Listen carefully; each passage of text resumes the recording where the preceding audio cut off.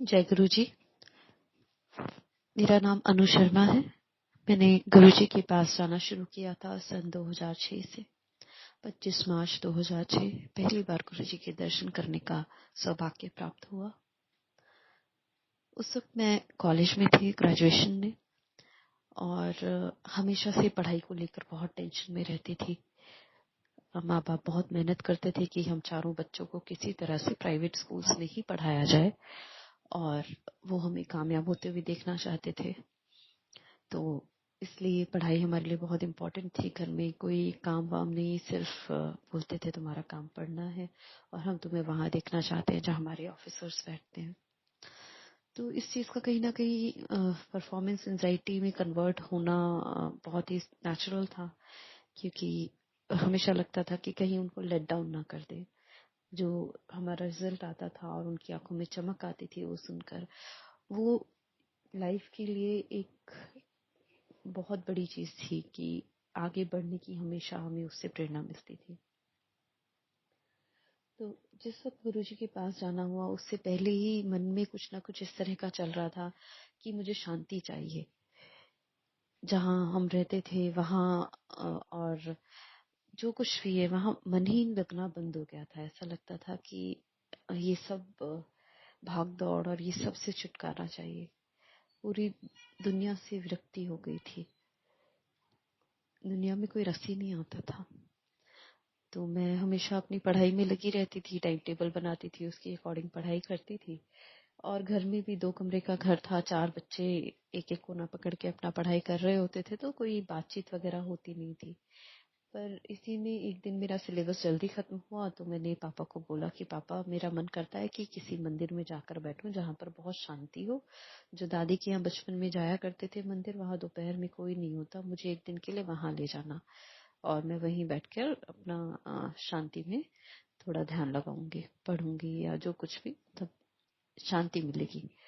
तो पापा ने बोला कि बेटा, अभी मैंने 12 मार्च से एक शिव मंदिर में जाना शुरू किया है, गुरुजी हैं और वहां पर भी ऐसा ही होता है, एकदम शांति होती है, तुम चलोगी मेरे साथ? तो मैंने तुरंत ही हाँ कर दिया। मैंने कहा हाँ पापा, मुझे भी ले चलना। तो इस तरह से वो भूमिका बंधी गुरुजी के पहले दर्शन की। और जब फर्स्ट टाइम गुरुजी के पास जाना था, तो उस वक्त तो कॉलेज गोइंग थी, सूट सलवार भी इतने नहीं थे, सिर्फ एक पेयर था, वही मैंने अपने लिए रेडी किया कि ऐसे महापुरुषों के पास जाने के लिए अच्छे से ड्रेसअप होके जाना चाहिए। और जहाँ एम्पायर स्टेट में बाहर उतरे, स्कूटर पापा ने पार्क किया, वहां से वॉक करके अंदर जाना था, और वहीं से मुझे बहुत तेज फ्रेग्रेंस आने लगी। तो लगा कि हो सकता है कि अमीर लोग अपने कंपाउंड को भी फ्रेग्रेंट रखते होंगे, मतलब उस सब की हमें तो कोई उस बात का इल्म था नहीं। तो जैसे जैसे एम्पायर स्टेट में अंदर वॉक करके जा रहे थे गुरुजी के पास, तो वो फ्रेग्रेंस भी लगातार साथ में रही। और जब स्टेयर से नीचे उतरने लगे, गुरुजी साइड बोर्ड पे बैठे हुए थे, तब से उनके साथ आई कांटेक्ट हुआ। और ऐसा लगता है कि मेरे जन्मों की प्यास बुझाने के लिए उन्होंने अपना तेज भी कम कर दिया था, ताकि मैं आंखों में आंखें डालकर उनको देख सकूं। और पापा ने ये चीज भी कही थी कि गुरुजी साक्षात शिव रूप है, लेकिन मैंने उस पर भरोसा नहीं किया था। पर यह था कि हाँ, अगर वो उनमें बहुत पावर्स हैं तो वो मेरा अगला पिछला सब जानते ही होंगे। और मुझे कहीं ना कहीं बहुत ज्यादा गिल्ट रहता था मन में। मुझे लगता था कि मैं सही नहीं कर रही हूँ, मैं ठीक नहीं हूँ, और बहुत बुराइयां हैं मुझ में, तो उसको लेकर मुझे एक गिल्ट कॉन्शियस था। तो जब गुरुजी के पास पहुंची तो मन में यही चल रहा था कि अगर आप भगवान हैं तो आपको पता ही होगा कि मैंने कैसे कर्म किए हैं। और यही सोचते सोचते बस उनकी तरफ कदम बढ़ा रही थी माथा टेकने के लिए। जैसे ही मैंने गुरुजी को माथा टेका तो शब्द की लाइन थी, जे मेरी विज ऐप ना होंदे तू बख्शिंदा कीनू। और पहला जो मन में असमंजस था, उसका जवाब मुझे वहीं मिल गया कि वो तो हमारे गुनाह बख्शने ही आए हैं। हमारी जो कुछ भी ऐसी चीजें हैं जो हमारी सोल को परेशान करती हैं, वो सब कुछ उनके पास जाके खत्म हो जाता है। सोल क्लेंस हो जाती है, प्यूरिफिकेशन होता है। फिर बैठ गई उनके सामने ही, आंखों में आंखें डालकर देखती रही, समझने की कोशिश कर रही थी कि अब क्या होगा। थोड़ी क्यूरियोसिटी थी। और शब कुर्बानी चल रहा था, इतना अच्छा वहाँ पूरा माहौल था कि मन रम गया उसी में। और मैं पंजाबी कल्चर को नहीं जानती थी और इतना ज़्यादा समझती भी नहीं थी कुर्बानी वगैरह, लेकिन गुरुजी ने उससे पहले ही मेरा कनेक्शन कुर्बानी और सेवा से करा दिया था। उनको पहली बार मिलने से पहले ही हुआ ये कि कॉलेज में मेरी एक फ्रेंड थी, वो चलिया रखती थी और बंगला साहिब गुरुद्वारे में हमेशा सेवा करके तब कॉलेज आया करती थी। एक दिन सुबह उसको सेवा करने का टाइम नहीं मिला, तो उसने सोचा था कि शाम को कॉलेज से जाते हुए सेवा करते हुए जाएगी। तो उसने मुझे पूछा कि आज क्लास हमारी जल्दी छूट गई है, एक क्लास कैंसिल हो गई थी। तो बोलने लगी कि अनु तुम भी साथ चलोगी क्या, गुरुद्वारे जा रही हूँ। तो मैंने कहा हाँ ठीक है चलते हैं। और उस दिन कुछ ऐसे ग्रह थे कि हम गुरुद्वारे पहुंच नहीं पा रहे थे। एक बस में बैठे, बस ने पहले एक स्टॉप बाद में उतारा, फिर वहां से रोड क्रॉस किया, दूसरी बस ली, उसने एक स्टॉप पहले उतारा। मतलब इस तरह से करते करते हमें गर्मी में वॉक करके ही गुरुद्वारे बंगला साहिब पहुंचना पड़ा। भूख भी बहुत लग गई थी। जाते ही हमने सोचा कि दर्शन करके फटाफट से लंगर कर लेते हैं। लंगर की पंगत में जाकर हम दोनों बैठे। इतने में लंगर हॉल में एक अंकल आए। वो बोले कि हम दोनों को उठाकर कि प्रसादी की सेवा करो। अब मुझे तो इसका कोई आइडिया नहीं था कि ये क्या होता है और प्रसादा किसे कहते हैं, लेकिन अब जो बोला तो हम अपनी प्लेट वहीं छोड़कर उठ गए। वहां मतलब हमारी प्लेट में कुछ सर्व हुआ नहीं था। तो प्रियंका बोली कि अरे वाह, आज तो हम लोग सेवा के लिए ही आए थे और इतनी बढ़िया सेवा मिल गई। लंगर बनाने की सेवा तो मिलती नहीं है यूजुअली। तो वो और मैं पूरा शाम तक सेवा में ही फिर लगे रहे और जो भी गुरबानी चल रही थी वो सुनते रहे। तो इस तरह से मेरा कनेक्शन एक पहले ही बन गया था, मुझे अच्छा लगने लगा था वहां पर। तो अब गुरुजी के पास जब पहुंचे तो सब कुछ, मतलब जो भी लाइफ में लिंगरिंग प्रॉब्लम्स थी उनको फेस करने का, उन चैलेंजेस को फेस करने का अपने आप ही एक जिसको कहते हैं अपने आप ही उनको फेस करने की हिम्मत आ गई और ओवरकम करने की हिम्मत आ गई। और गुरुजी का साथ तो था ही, तो बस फिर भिड़ जाओ, फिर प्रॉब्लम से क्या डरना। तो I took my problems head on and everything got resolved with His grace. So after that मेरे एग्जाम्स थे अगले महीने से। 25 अप्रैल 2006 से मेरे एग्जाम सेमेस्टर के स्टार्ट हो रहे थे। तो मुझे लगा कि इस बार कितना अच्छा है कि गुरुजी के दर्शन एक बार हो गए एग्जाम से पहले। अब तो हो सकता है कि मेरे एग्जाम्स अच्छे होंगे। मतलब पढ़ के तो हमेशा ही जाती हूँ, लेकिन जब ऐसी कोई डिवाइन पावर आपके साथ होती है then you expect more that अब कुछ और बुरा नहीं होगा, अब सब अच्छा अच्छा होता रहेगा। लेकिन मन में एक और ख्याल था कि एग्जाम स्टार्ट होने से पहले एक बार और गुरुजी के दर्शन हो जाएं तो अच्छा रहेगा। फिर हम यही सोच विचार में थे कि मतलब मैं कब जाऊं दोबारा। और सिलेबस इतना ज्यादा था कि मैं वो टाइम नहीं निकाल पा रही थी। मन में उधेड़-बुन थी कि 2 घंटा आने जाने का लगा लो, वहां बैठना होगा 2 घंटे, और ये सब करके 4-5 घंटे तो आराम से निकल जाएंगे। और फिर मैं पढ़ूंगी कब, और इतना टाइम मैं जो सिलेबस उतने में छूटेगा वो कब कवर अप करूंगी। तो ये सब मैथमेटिक्स चल रही थी। 11 अप्रैल 2006 को मैं सुबह के 5 बजे एग्जैक्टली अपनी बुक्स बंद करके लेटी कि अब सो जाती हूँ, रात भर पढ़ाई की है और जब उठूंगी तब आगे का पढ़ूंगी। जैसे ही मैं 5 बजे बुक्स बंद करके लेटी, मुझे गुरुजी ड्रीम में दर्शन देने आते हैं और मैं देखती हूँ कि मैं पापा के साथ स्कूटर पे बैठकर उड़ते हुए जा रही हूँ एक ऐसी जगह जहाँ आसपास बहुत सारे पेड़ पौधे हैं। और जाकर हम लोग जैसे गुरुजी बैठे हैं साधारण सी चारपाई पर, जिस पर चादर भी नहीं बिछा रखी है, उस पर सफेद चोले में बैठे हुए हैं। और ऐसी जगह है जहाँ पर फर्श वगैरह और दीवारें सब लीपी हुई हैं। वो पक्का मकान नहीं है, मतलब कच्चा लीपा हुआ जो गांव के होते हैं उस तरह का था। और मैं जैसे ही गुरुजी का माथा टेकती हूँ तो गुरुजी कहते हैं, देखा 5 मिनट भी नहीं लगे। तो मेरी इतने में नींद खुल जाती है और पापा मेरे सिरहाने खड़े हुए थे। तो मैंने फटाफट उठते ही पापा को ये सीक्वेंस शेयर किया। मैंने कहा आज आपके गुरुजी मेरे सपने में आए थे और ऐसा ऐसा हुआ, और क्लॉक में टाइम देखा तो 5:03 हुए थे। तो यानी कि जैसा कि गुरुजी ने कहा था, लिटरली 5 मिनट भी नहीं लगे थे और मेरे को उनके दर्शन हो गए और मैं वापस आ गई।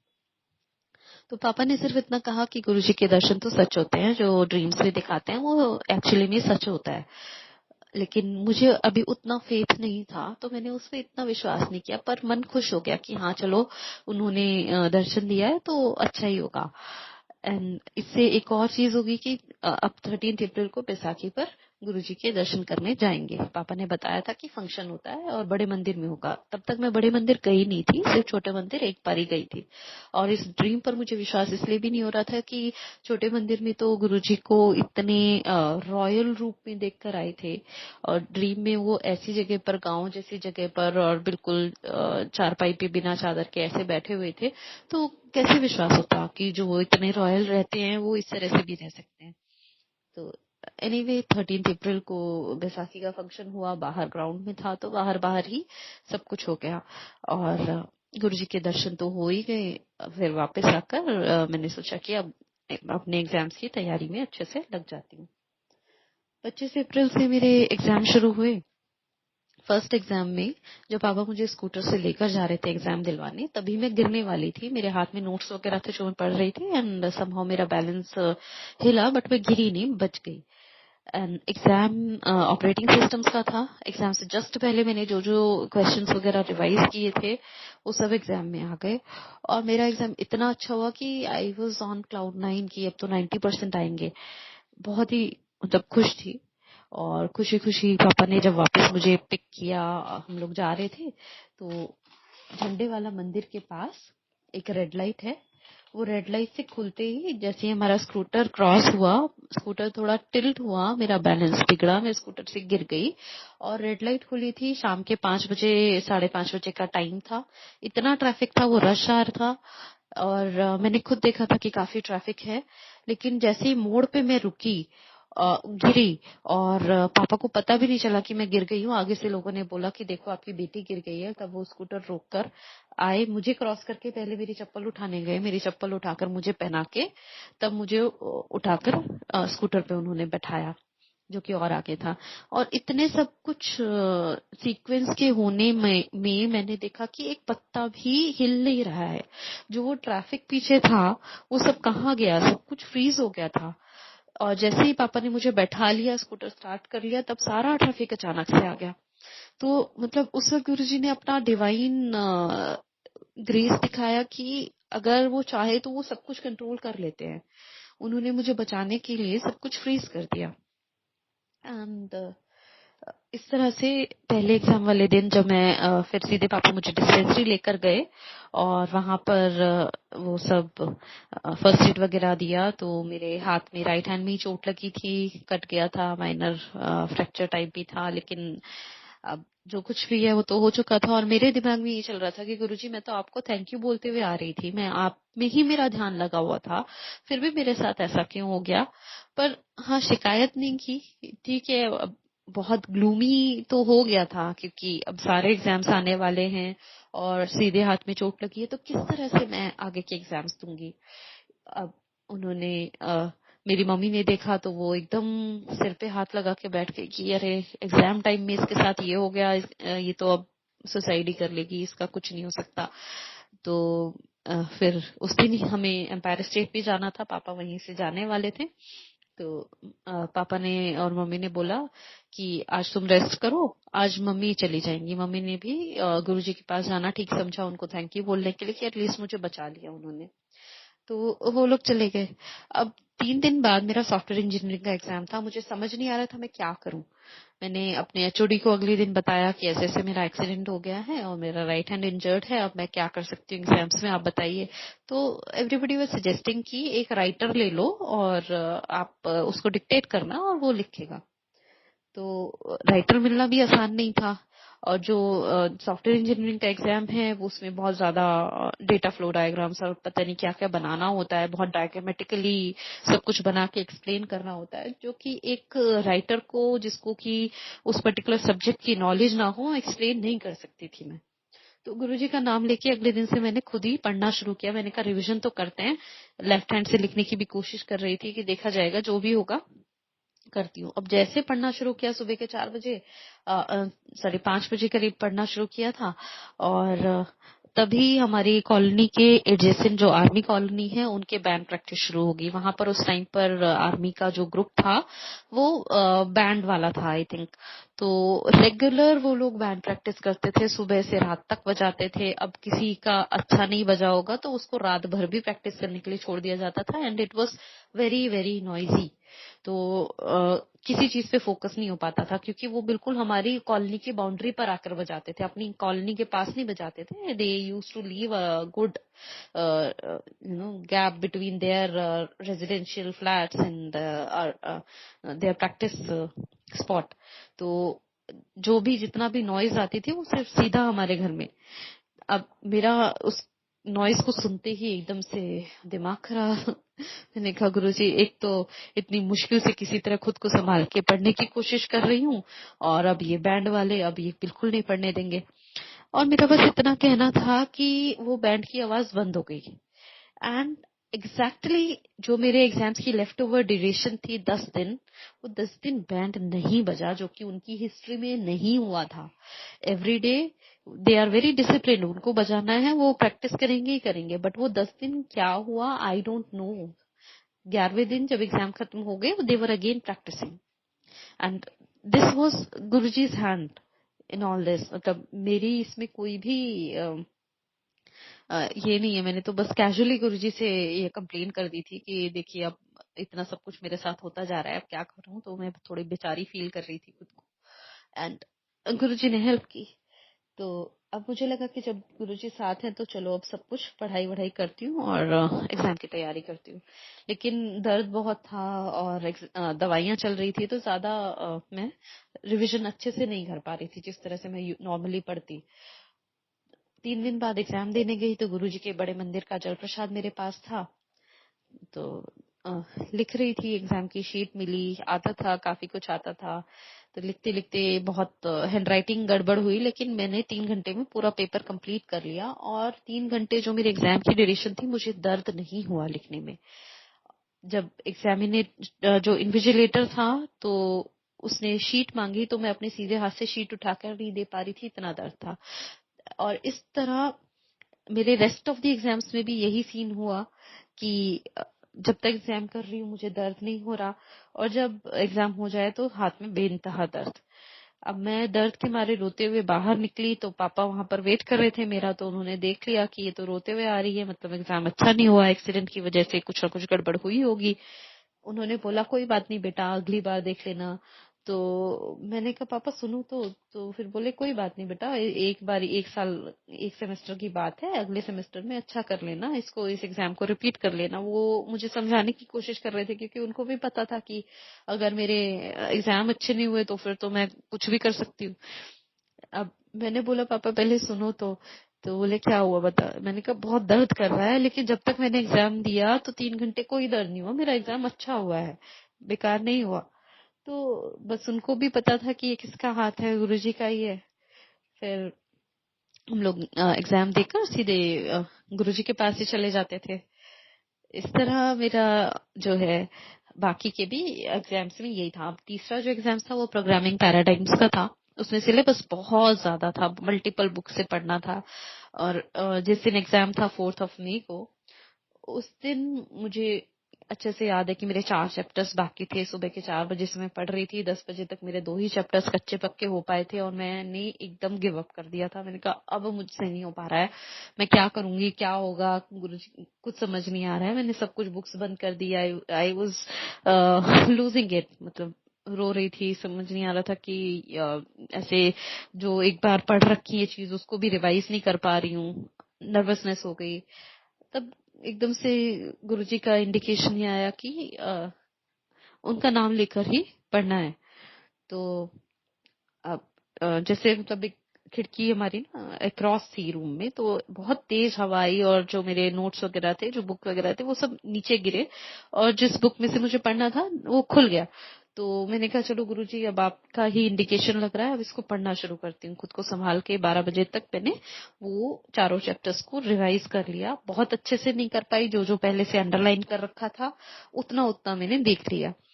अब एग्जाम देने जा रही थी 12 बजे, पापा आ गए थे लेने, और स्कूटर पे भी बस वही थोड़ा बहुत रिवीजन करते हुए जा रही थी। मेरा ये था रूटीन कि मैं आधा रास्ता रिवाइज करते हुए जाती थी, फिर एग्जाम से पहले खुद को शांत करने के लिए गुरुजी से मिलने से पहले मैं श्री रामचंद्र के पालू भजमन अपने मन में गाते गाते जाती थी। तो उससे मुझे बहुत ज्यादा स्टेबल महसूस होने लगता था कि एग्जाम को फेस करने की हिम्मत आती थी। तो अब गुरुजी के पास जुड़ने के बाद से तो सिर्फ गुरुजी का नाम लेते लेते जाती थी। फिर एग्जाम के लिए जब वहां पहुंचे और मैंने एग्जाम देखा, तो जो मैं 4 चैप्टर्स अदरवाइज छोड़ के आ जाती, पढ़ती नहीं, उनमें से 70% 60% कुछ ऐसा एग्जाम सेट हुआ था। और एग्जाम में जो जो पूछा गया था वो उस चैप्टर के उस वर्ड से, उस लाइन से, उस पैराग्राफ से ही पूछा गया था जितना मैंने अंडरलाइन किया था और मैं देख कर आई थी, रिवाइज करके आई थी। और ऐसा कुछ रिवीजन था मेरा उस दिन का कि मैं आंख बंद करके पूरा टेक्स्ट देख पा रही थी अपने मन में कि टेक्स्ट बुक में वर्ड बाय वर्ड क्या लिखा है। मैं आंख बंद करके, जैसे फोटो स्टैट होती है ना, मेरे दिमाग में वो उस पूरे टेक्स्ट की फोटो स्टैट थी। और पढ़ाई में पहले भी बहुत करती थी, लेकिन ऐसा कभी नहीं हुआ कि मैं पेज नंबर तक आंख बंद करके देख पा रही हूँ कि इस चैप्टर के इस पेज नंबर पर ये टेक्स्ट है जो मैंने अंडरलाइन किया हुआ है, और मैं उसको ऐसे कैसे उतार के आ गई। तो ये सिर्फ गुरुजी कर सकते थे, क्योंकि कुछ मेरी तरफ से तो बदला नहीं। मैं पहले भी उतनी ही मेहनत करती थी, मैं बाद में भी उतनी ही मेहनत कर रही थी, लेकिन अब उस मेहनत का फल मिलने लगा था क्योंकि उन्होंने अपना सहारा दे दिया था। करते करते उस एग्जाम में भी 89 मार्क्स आए और ओवरऑल बहुत अच्छा परफॉर्मेंस रहा। अब एक दिन गुरुजी के पास आने से पहले जो मेरा सेमेस्टर था, उस सेमेस्टर तक के एग्रीगेट में मैं दिल्ली यूनिवर्सिटी में 7th रैंक पर थी। अब मुझे तो पता नहीं था कि मेरे इस सेमेस्टर का जो मेरा ये एक्सीडेंट में पूरा हुआ है, इसका रिजल्ट कब आएगा। तो गुरुजी के पास पहुंची एक दिन, एम्पायर स्टेट जाकर उनको माथा टेकने लगी, तो गुरुजी ने मुझे देख के बोला चलो ऊपर। बहुत खुशी हुई ये सुनकर कि गुरुजी ने आज कुछ बोला है मुझसे, और ऊपर जाकर बैठ गई। ऊपर जाकर शब्द वगैरह सब कुछ सुना, सब बहुत मतलब एकदम मन खुश। अब जब रात को घर पहुंची तब उन वर्ड्स का मीनिंग समझ में आया। उस वक्त मोबाइल वगैरह नहीं रखती थी, गुरुजी को पसंद नहीं था, तो मैंने खरीदा ही नहीं था कि मुझे जरूरत नहीं है, जो कि वहां पर उनके साथ उनका मोबाइल का कुछ काम है नहीं। तो घर जाकर देखा कि इंटरनेट पर मेरे फ्रेंड ने टेक्स्ट कर रखा था, congrats you are second in DU. तो जो मेरी 7th रैंक हुआ करती थी उसको सीधा उठाकर सेकंड पर पहुंचाया गुरुजी ने, वो भी तब जबकि मैंने एग्जाम उस सिचुएशन में दिए थे जब मुझे मेरा एक्सीडेंट पहले एग्जाम वाले दिन हो गया था। और अगर मैं गुरुजी से नहीं मिली होती तो मुझ में इतनी हिम्मत होती ही नहीं कि मैं उस सिचुएशन में एग्जाम्स को फेस कर सकूं। तो ये उनकी पॉजिटिविटी, उनकी एनर्जी जिससे हम चलते हैं, मुझे तो आज भी यही लगता है कि हमारे हाथ पर चलते हैं तो उनकी एनर्जी से चलते हैं। जब हम उनके साथ कनेक्ट होते हैं तो वो अपनी एनर्जी हमें ट्रांसफर कर देते हैं, कि हमें हिम्मत देते हैं कि बस चलते रहो। और मेरे साथ तो कुछ ऐसा हुआ है कि जब भी गुरुजी ने कुछ बोला है तो उसमें चलो चल इस तरह का ही कुछ बोला है। तो पर्सनली मुझे लगता है कि मेरे लिए तो ये मैसेज है कि बस चलते रहना है, सोचना नहीं है कुछ भी, किसी डिस्ट्रैक्शन में नहीं पड़ना है, चलना ही मेरी जिंदगी है। तो पहला वर्ड तो गुरुजी के मुंह से वही था, चलो ऊपर। अब एक बार क्या हुआ कि गुरुजी के पास हम जाते थे तो मैं मिस नहीं किया करती थी, और एक रीजन उसका ये भी था कि पापा जब मुझे छोड़कर जाते थे ना मंदिर, तो उनके साथ कुछ ना कुछ होता था रास्ते में। मुझे लगता था कि ना मैं मेरे पापा के लिए लकी हूँ, तो उनको छोड़ के, मतलब अगर वो मंदिर जा रहे हैं तो मैं भी उनके साथ जाऊं।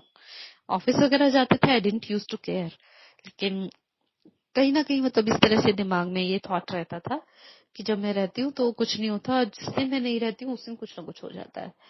तो ऐसा ये था कि मैं अपने घर से, हाँ, पापा के ऑफिस तक जाती थी और वहां से पापा के साथ स्कूटर पे जाया करती थी मंदिर। एक दिन मैं जा रही थी तो मैं अपना पर्स घर पे भूल गई और हाथ में 10 रुपए लिए हुए थे। गर्मी थी बहुत ज्यादा, नया सूट सिलवाया था क्योंकि गुरुजी को सूट पसंद है और एक्चुअली इतने अपने पास फाइनेंसेस नहीं थे कि बहुत ज्यादा वैरायटी के कपड़े पहने जाए, तो बहुत मतलब गिने चुने ही होते थे। तो उस दिन ये था कि चलो आज नया सिलवाया है, नया पहन के गुरुजी के पास जाना है। तो खुशी खुशी घर से निकली, बट इतनी धूप, इतनी गर्मी, तो जो मेरे मतलब बस में बैठ गई। बस वाले ने क्या किया, 5 रुपए का मैंने टिकट ले लिया और बस का रूट उस दिन चेंज कर दिया। और रूट चेंज करके पता नहीं ऐसी जगह पर उतारा जहां से मुझे समझ नहीं आ रहा था मैं पापा के ऑफिस कैसे पहुंचूंगी। मोबाइल में रखती नहीं थी कि उनसे कांटेक्ट हो पाए। और फिर पूछ पूछ के ये था कि 5 रुपए हैं, या तो पीसीओ से पापा को कॉल कर लूं उसमें, या फिर वापसी की बस पकड़ के घर चले जाऊं। पर मन में आया कि अब गुरुजी के पास जाने के लिए निकले हैं तो चलती हूँ। फिर किसी ना किसी से पूछ पूछ के पापा के ऑफिस का, क्योंकि दिल्ली पुलिस का ऑफिस था तो उतना मुश्किल नहीं रहा, लेकिन रास्ता पूछते पूछते पैदल पैदल उनके ऑफिस तक पहुंच गई। और जब ऑफिस पहुंची तो पूरा मतलब गर्मी से फेस झुलस चुका था, पसीने पसीने, बालों में, सर में, पैरों में छाले पड़ गए थे। जो स्लीपर्स थी उसने वाइट कर लिया था, शू वाइट्स हो गए थे। मतलब बहुत ही बुरा हाल हो गया था। जो घर से सोच के निकली थी ना बहुत अच्छे से नया सूट पहन के जाऊंगी, तो वो सब एकदम धुल चुका था। और बहुत एग्जॉस्ट हो गई थी एकदम गर्मी की वजह से। फिर गुरुजी के पास पहुंचे। उस दिन क्या था कि हमेशा पीछे बैठने को मिलता था, लेकिन उस दिन कुछ ऐसी किस्मत रही या गुरुजी की मर्जी ही रही कि उनके आसन के ज्यादा दूर नहीं बैठे थे, पास ही बैठे थे गुरुजी की गद्दी के। और क्या था कि अ, जैसे ही मतलब मैं आंख बंद करती थी ना, यूजुअली मैं बहुत अच्छे से शब्द पे मेडिटेट कर पाती थी आंख बंद करके, बिल्कुल स्टेबल काम। लेकिन उस दिन अजीब अजीब से विजुअल्स मेरी आंखों के आगे घूम रहे थे जब मैं आंख बंद कर रही थी। ऐसा लग रहा था कि मैं खड़ी हूँ और बहुत तेज तेज हवा से मेरे पूरे कपड़े उड़ रहे हैं एकदम।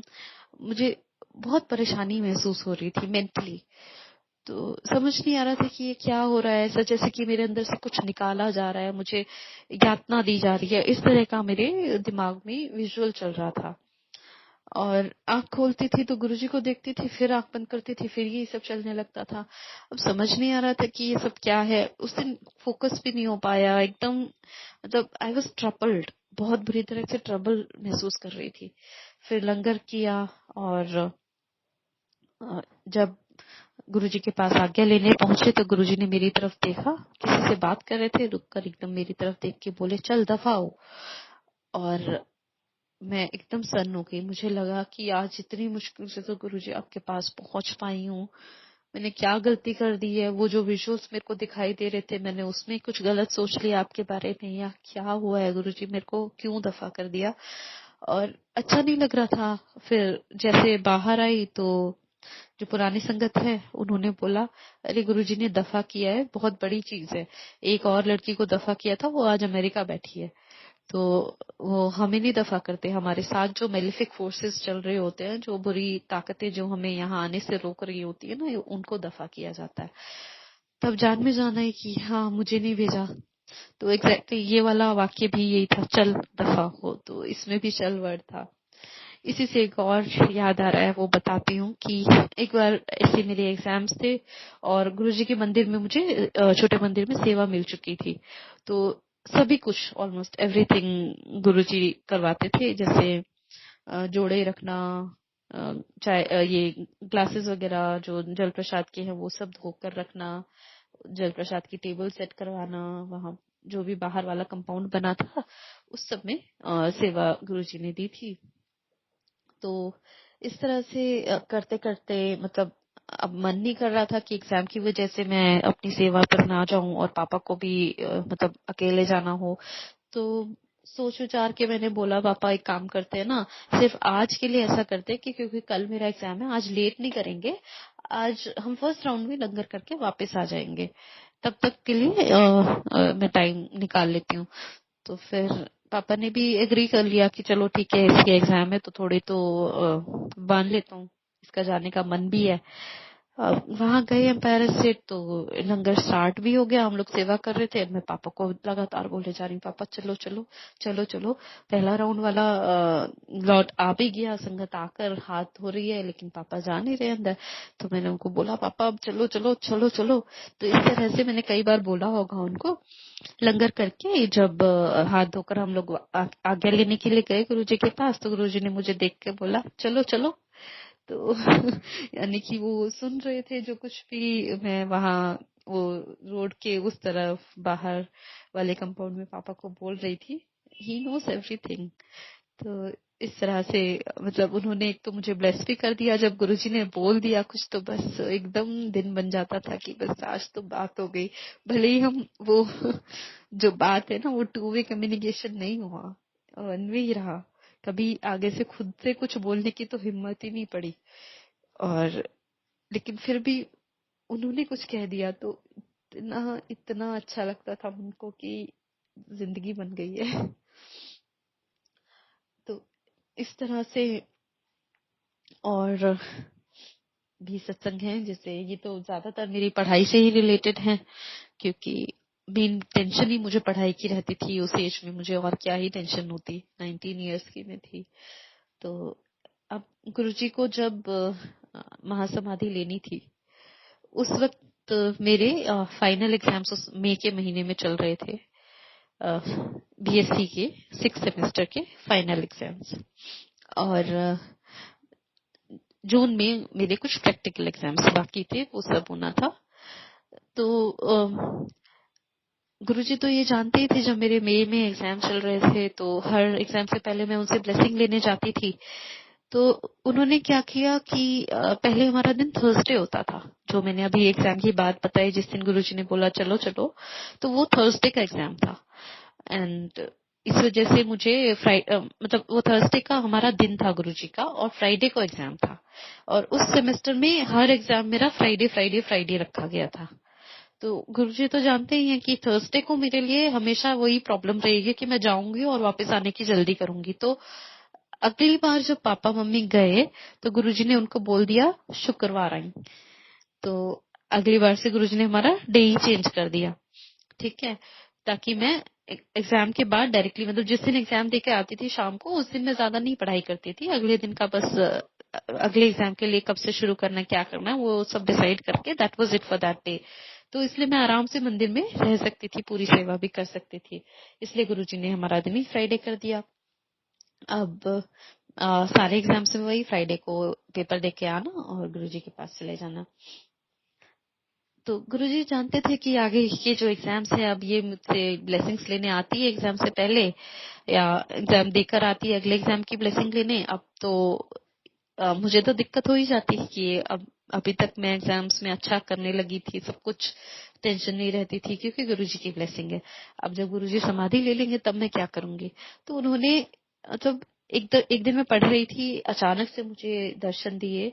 मतलब पढ़ते पढ़ते ही अचानक से इतनी जोर से नींद का झोंका आया कि बैठे बैठे ही मेरी आंखें बंद हो गई। और गुरुजी ने दर्शन देकर बोला कि अपनी सारी बुक्स और स्टेशनरी लेकर आ। तो मैं सब कुछ लेकर गई गुरुजी के पास, अपने चरणों में उन्होंने रखवा दिया। और फिर बोला कि अब माथा टेक। मैंने माथा टेका तो बोले कि अच्छा अब सारे एग्जाम्स अच्छे से देना, चल अब सारे एग्जाम्स अच्छे से देना। तो उन्होंने अपकमिंग मेरे जितने एग्जाम्स हैं उन सब के लिए मुझे इकट्ठा ब्लेस कर दिया। और ये ड्रीम जैसे ही खत्म हुआ, मैं बैठी वही सो रही थी और मेरी आंख खुली, मतलब बहुत ब्रीफली मैं सोई थी, and I felt very very fresh, ठीक है, एकदम फ्रेश उठी और फिर से पढ़ना चालू हो गई। और अच्छा भी लगा कि हाँ गुरुजी ने दर्शन दे दिए, और इतने अच्छे दर्शन दिए कि मेरे को ब्लेस कर दिया। तो इसी तरह ना कई बार, जैसे मैं बहुत पढ़ाई में मेहनत करती थी, अब गुरुजी को जब से मिल गई थी तो गुरुजी की फोटो ऊपर लगा के जमीन पर बैठ कर ही एकदम तपस्या की तरह पढ़ाई किया करती थी। तो रेस्ट नहीं लेती थी कि अगर आराम में पड़ गई तो फिर ये छूट जाएगा, मैं अपने गोल से हट जाऊंगी। तो कई बार बहुत बहुत बैकएक और ये सब हो जाता था जब लेटती थी ना पढ़ के। तो ऐसा महसूस हुआ कि ना जैसे एक दिन ऐसे लेटी थक कर आंख बंद करके जैसे नींद आने लगी, तो मुझे एक हाथ मेरे सर पे महसूस हुआ, माथे पर, और वो हाथ फेर के गुरुजी चले गए। मुझे साफ महसूस हुआ कि वो खुद आए हैं। जो उन्होंने जो हाथ रखा ना, एकदम ऐसा लगा कि सारी टेंशन गायब हो गई। और ये वो कर सकते हैं क्योंकि वो बहुत ख्याल रखते हैं। वो देखते हैं कि हम कितनी मेहनत कर रहे हैं और वो ब्लेस करते हैं उसी हिसाब से। और इससे बस मुझको ना हमेशा एक शब्द में लाइन आती ना, गुरु हाथ धरिया मेरे माथा, तो मैं हमेशा सोचती थी। और जब भी अब वो शब्द सुनती हूँ ना, मुझे वही बात याद आ जाती है कि जब मैं सोने लगती थी तो गुरु जी आके किस तरह से माथे पे हाथ रख के मेरी सारी टेंशन, सारी थकान गायब कर देते थे। तो अ, वो तो होता ही था, लेकिन अब तो खैर लाइफ में काफी आगे निकल चुके हैं, तो पढ़ाई वाला स्टेज तो है नहीं, पर ब्लेसिंग्स तो कंटिन्यूड है ही। और इसी तरह से पढ़ाई के अलावा हेल्थ वाइज भी काफी गुरुजी ने ब्लेस किया। जैसे जब मैं गुरुजी के पास जाने लगी थी तो बचपन से बीमार बहुत रही थी। 6th क्लास में थी तब मुझे ट्यूबरक्लोसिस था, और बहुत ही बुरा ट्यूबरक्लोसिस हुआ था।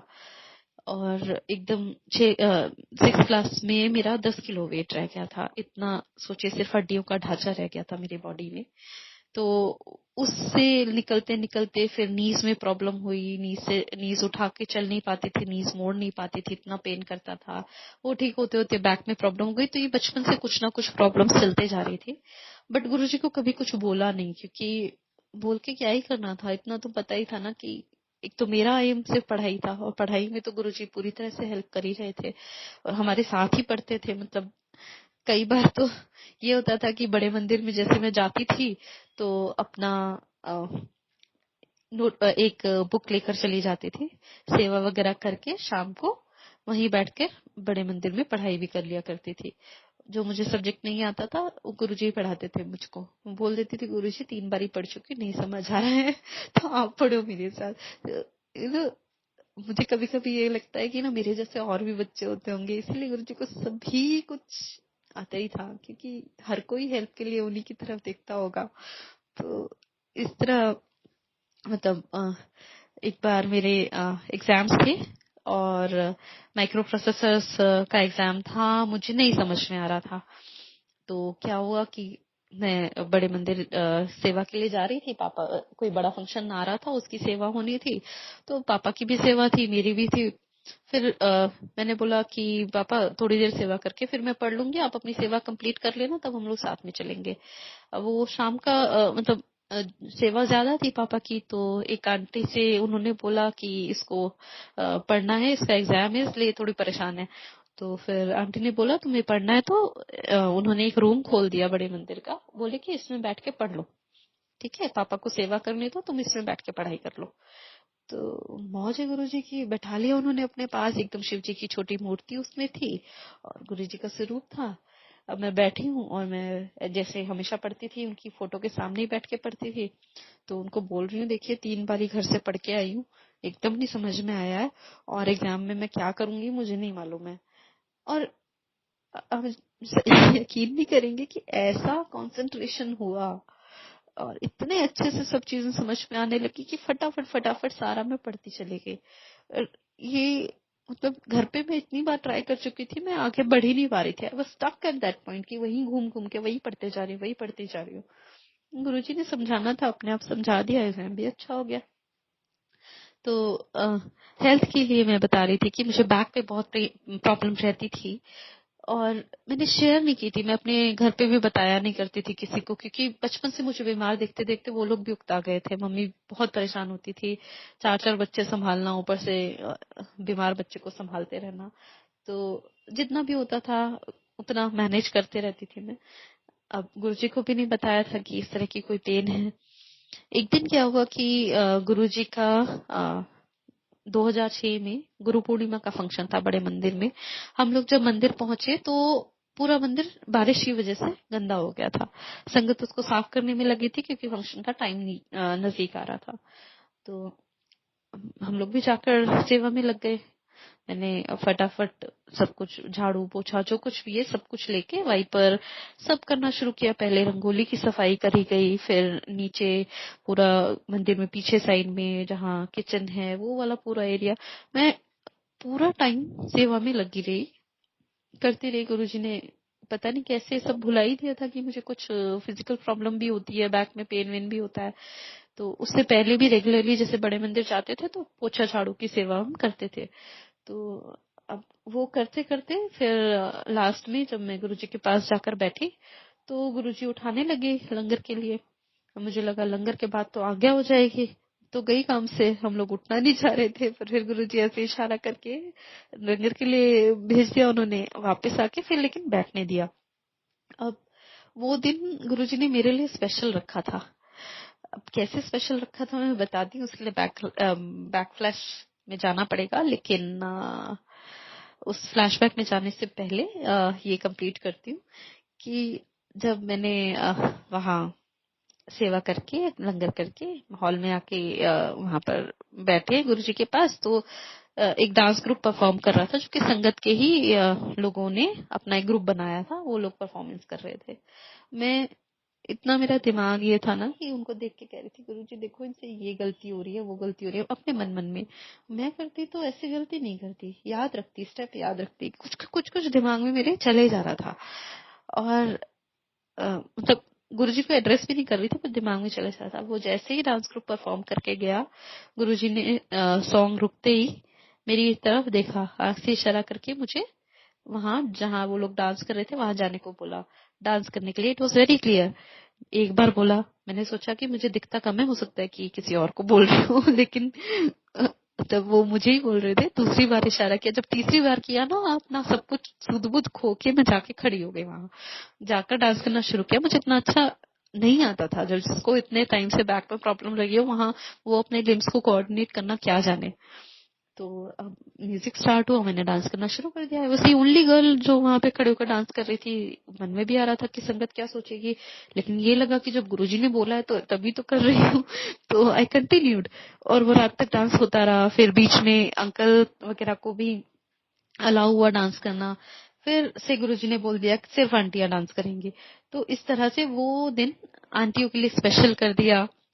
और अ, जब जाने के लिए आज्ञा लेने लगे तो उस दिन जैसे मैं गुरुजी को माथा टेक रही थी, मुझे लग रहा था कि टब भर के फ्रेग्रेंस है, मैं उसमें डूबती जा रही हूँ, डूबती जा रही हूँ, डूबती जा रही हूँ। और गुरुजी को छूना मुझे अलाउड नहीं था, उन्होंने मुझे अपने पैर छूने से मना किया था। मैंने बस उनसे इतनी गुजारिश की थी कि मुझे अपने चरणों में बस माथा रख लेने देना, मैं हाथ नहीं लगाऊंगी आपको, लेकिन ये माथा मेरा सिर्फ आपके चरणों में रहे। तो मैंने उनको हाथ नहीं लगाया, दोनों हाथ अपने फैला के बस माथा उनके चरणों में रखा।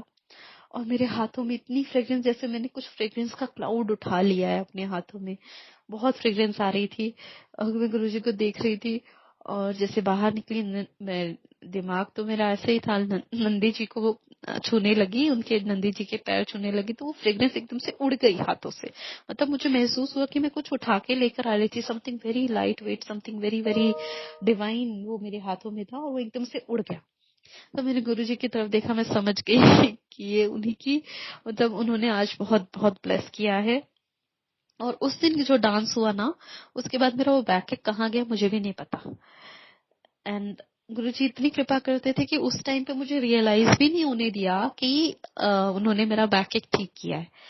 गुरुजी के महासमाधि के बाद बड़े मंदिर में कोई अंकल आंटी अपना सत्संग सुना रहे थे कि गुरुजी ने उनसे डांस करा के उनका बैक ठीक कर दिया। उस दिन मुझे याद आया कि अरे गुरु पूर्णिमा वाले दिन जो गुरुजी ने अपने सामने मुझसे डांस कराया, तो मेरा भी बैक उसके बाद हुआ ही नहीं है। तो ये उनकी कृपा है कि पता ही नहीं लगने देते कि हमारा कल्याण कैसे कर जाते हैं। और जो उन्होंने वो गुरु पूर्णिमा वाला दिन आंटियों के लिए स्पेशल बनाया, अब उसके बारे में थोड़ा बताती हूँ। 7 जुलाई 2006 को गुरुजी का बर्थडे था। तो उनके बर्थडे पर मुझे सेवा मिली हुई थी। जो भी संगत बैठी थी उनके ग्लासेस वगैरह इकट्ठा करके, डस्टबिन वगैरह भर जा रहे थे तो उनको एम्प्टी करके लाना, डस्टबिन वापस, मतलब जो बाहर के 2 पार्क्स थे उनकी क्लेंडीनेस में लगे हुए थे हम लोग। और I was on my periods that day. तो दिमाग के अंदर एक वहम था कि गुरुजी को तो नहीं मिल सकती हूँ आज, तो माथा नहीं टेक सकती हूँ, तो बाहर ही बाहर सेवा करती रही और बाहर बाहर से सेवा करके चली गई। और बहुत मन उदास था कि गुरुजी आपका बर्थडे था, आपके साथ मना सकती थी, लेकिन मैं अंदर नहीं आ पाई। और आपने आंटियों के साथ ही ऐसी पार्शियलिटी क्यों की है, हमें हमें सब कुछ क्यों भुगतना पड़ता है, कभी भी the males don't have to suffer like this, कि उनको इस सब की वजह से अपने भगवान के पास जाने से कोई नहीं रोकता, लेकिन फीमेल्स को रोक दिया जाता है। तो इस तरह मन में उनके साथ खूब कंप्लेन की मैंने। और यही रीजन थी कि उसका अगला फंक्शन जो 11 जुलाई 2006 को गुरु पूर्णिमा का हुआ था, उस दिन गुरुजी ने स्पेशली आंटियों को ही डांस करने को बोला कि सिर्फ आंटीज को डांस करने देना है। तो ये मेरी उस चीज का आंसर था कि मैंने वहम किया, वो मेरी गलती थी। मुझे मेरे और मेरे गुरु के बीच में वहम को आने ही नहीं देना चाहिए था। वो तो इतना निहाल कर देते, इतनी कृपा करते हैं कि बस अपना दिमाग जो है उसको खुद छोड़ के जाती, तो मैं उसके 7 जुलाई को भी आनंद ले सकती थी। खैर जो भी हुआ, उन्होंने समझाना था अपने तरीके से, वो समझा दिया। और इसी तरह शिवरात्रि का जो फंक्शन था 2007 का, अब शिवरात्रि के फंक्शन पर बहुत ज्यादा संगत का आना एक्सपेक्टेड था। तो मुझे सेवा दी गई बाहर जहाँ पार्किंग है उधर से क्यूज को मेंटेन करने की, कि संगत रुके नहीं, आपस में बातचीत ना करे, कुछ अप्रिय इंसिडेंट ना हो जाए, कुछ इस तरह की सब चीजों के लिए चौकन्ना रहना था और क्यूज वगैरह में संगत को आगे भेजते रहना था। तो वहाँ जो सेवा पर लगाया गया, वो फंक्शन स्टार्ट होने से पहले ही लगा दिया गया था अभी। और गुरुजी आए, सब कुछ हुआ, लेकिन क्योंकि सेवा थी तो उसको छोड़ के तो मैं बीच में जा नहीं सकती थी दर्शन के लिए। तो मैं वहीं खड़े रहकर सेवा करती रही। जब बिल्कुल क्यू खत्म हो गई ना, तब मैं अंदर बड़े मंदिर में हॉल में जाने लगी। और बड़े मंदिर का हॉल का दरवाजा बंद करके पायलट आंटी बाहर खड़ी थी। मतलब तो उन्होंने बोला कि बाहर से ही आ गया है, लंगर करके बाहर से ही आ गया है, तो यहाँ से जाओ। वो सुन ही नहीं रही थी। मैंने बोला आंटी मैंने दर्शन ही नहीं किया गुरुजी के, पर वो सुन नहीं रही थी। तो अब गुरुजी तो जानते ही हैं, गुरुजी ने अंदर से आज्ञा दी कि मुझे अंदर आने दिया जाए। जो बंद कपाट के पीछे से मुझे देख कर कि मैं झूठ तो नहीं बोल रही थी, मैंने तो सही बोला था कि मैंने तो आज गुरुजी के दर्शन ही नहीं किए, मैं तो बाहर सेवा पर थी मंदिर के बाहर। तो अगर सेवादार ने नहीं सुना तो उन्होंने तो सुना। तो हमारी जो भी अर्जी है वो तो उनके सामने ही लगनी है। किसी से भी रिक्वेस्ट करके या कुछ करके कोई फायदा नहीं है। जो आपकी बात है डायरेक्टली उन तक ही पहुंचनी चाहिए, और वो पहुंचती है। तो स्पेशली उन्होंने बुलाया और पायलट आंटी ने बोला लकी वन, और इतनी खुशी हुई ना दिल को कि कोई नहीं सुनता तो वो तो सुनते हैं, जिसका कोई नहीं उसके वो तो है। तो इस तरह से ये तो मतलब कुछ एक्सपीरियंसेस हैं जो कि रियलिटी में हुए। अभी जो ड्रीम में गुरुजी ने दिखाया वो एक अलग ही दुनिया है। जहां तक मेरा सवाल है, मुझे लगता है कि जो हम ड्रीम्स में उनके साथ जीते हैं वो हमारी असली जिंदगी है, और जो हम बाहर ये रियलिटी में जी रहे हैं वो सब एक दिखावा है। तो पहला ड्रीम मैंने शेयर किया था जिसमें गुरुजी उस चारपाई पे बैठे हुए थे। उस चारपाई वाले ड्रीम का जो सच है वो मुझे काफी बाद में समझ में आया। ड्रीम दिखाई दिया था अप्रैल में। अगस्त में जाकर मंदिर में सेवा थी 3-4 दिन लगातार। जन्माष्टमी, 15 अगस्त, इस तरह से 3-4 दिन की छुट्टी थी। तो सेवादारों की टीम ने प्लान बनाया था कि बड़े मंदिर में सेवा करेंगे इन 4 दिन। उस टाइम पर मैं एक दिन सेवा के बाद माथा टेक के जाने वाली थी, तो अंकल ने पूछा कि गुरुजी की कुटिया देखी अंदर से। मैंने कहा नहीं, इसका तो हमेशा कपाट बंद रहता है, तो बाहर से माथा टेक के जाती हूँ, अंदर थोड़े ना जाएंगे जो गुरुजी की आज्ञा नहीं होगी। तो उन्होंने बोला आज हमने सेवा करी है, चलो अंदर से दिखाते हैं। तो मुझे अंदर जाने का मौका मिला। तो जैसे ही उन्होंने खोली तो मैं समझ गई कि ये तो वही जगह है जो उन्होंने मुझे सपने में दिखाई थी। तो मैंने पापा को बोला, पापा आपको याद है जो मैंने गुरुजी का ड्रीम आपको बताया था कि वो जगह ऐसी थी जिसमें फर्श और दीवारें लिपी हुई थी, ये देखिए वही जगह है, बस यहाँ पे चारपाई नहीं है गुरुजी की। इतने में अंकल बोलते कि गुरुजी की चारपाई देखनी है। मैंने कहा हाँ। मैंने सपने में देखा था कि कुटिया के अंदर बिछी हुई है। तो वो बोले कि जहाँ गुरुजी की कार खड़ी है ना, वहां एक चारपाई है, उसी पे आके गुरुजी बैठते हैं जब यहाँ आते हैं। और माली अंकल बताते हैं कि चादर भी नहीं बिछाने देते, ऐसे ही बैठ जाते हैं। तो वो मेरा पूरा जो ड्रीम था उसके सच पर उन्होंने विश्वास दिलाया उस दिन। उसके अलावा एक बार मैंने ड्रीम में देखा कि मैं एक मंदिर में हूँ जहाँ सीढ़ियां जो हैं वो नीचे से घूमकर ऊपर की तरफ जा रही हैं। नीचे संगत होती है और ऊपर गुरुजी का रूम है सीढ़ी से ऊपर चढ़ते ही। और मैं सीढ़ियां चढ़ रही हूँ। मैंने नीचे झांककर देखा तो मैं सीढ़ी से का जो बीच का गैप है ना उसमें जाकर गिर जाती हूँ और मैं नहीं बचती। 4 सेवादार मुझे उठाकर लेकर आते हैं ऊपर तक। गुरुजी अपने रूम के दरवाजे पे खड़े हैं। उन्होंने ग्रीन कलर का चोला, निकल ग्रीन एम्ब्रॉयडरी वाला पहन रखा था। और मुझे देख के बोलते हैं, चल कुछ नहीं हुआ है तेनू। और मैं ठीक हो जाती हूँ। मैं सीढ़ी से उतर के खुद से आ जाती हूँ। अब इस ड्रीम पर एकदम से कैसे विश्वास करूं कि मेरी मौत होनी थी और गुरुजी ने एकदम से मुझको नया जीवन दे दिया। नहीं विश्वास हो पा रहा था। It was very hard to believe कि मुझे सुई मात्र की भी पेन नहीं हुई और मुझे नई लाइफ मिल गई। और मैंने उस दिन गुरुजी के पास शाम को जाना ही था। तो मैंने बोला कि गुरुजी अगर वो मेरा ड्रीम जो है वो सही है तो फिर इसका कुछ प्रूफ दे दीजिएगा। ठीक है, दिमाग में तो इफ एंड बट कभी ना कभी तो रहते ही हैं। हालांकि गुरुजी को मानते जरूर थे, लेकिन हाँ, अब कैसे इंटरप्रेट करें गुरुजी की बातें, तो समझ में आती नहीं है ना डायरेक्टली। तो इसलिए इंडिकेशन तो मांग लेते हैं। तब उस दिन मैंने जब माथा टेका, गुरुजी साइड बोर्ड पे बैठे थे, माथा टेक के अपनी सेवा के लिए चली गई। जब लंगर के लिए अंदर आई और गुरुजी को चोले में देखा, तब वो ड्रीम पूरा समझ में आ गया। जो चोला गुरुजी ने ड्रीम में पहना था वही पहनकर वो आसन पे बैठे थे। और गुरुजी चोले रिपीट नहीं करते थे ज्यादातर, जितना भी मैंने देखा ज्यादातर उनके चोले फ्रेश ही होते थे, नए होते थे। तो इस तरह से मतलब उन्होंने प्रूव किया कि जो ड्रीम में दिखाया था वो ड्रीम नहीं था, वो सच में उन्होंने ऐसा किया।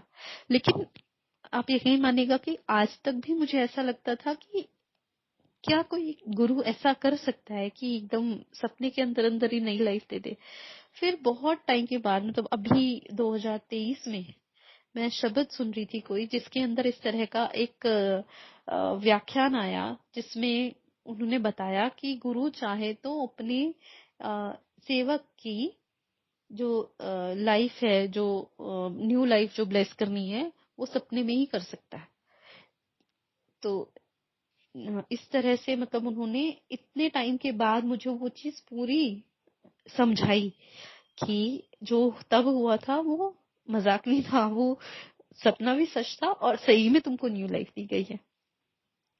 तो इस तरह से ये वाले ड्रीम में हुआ।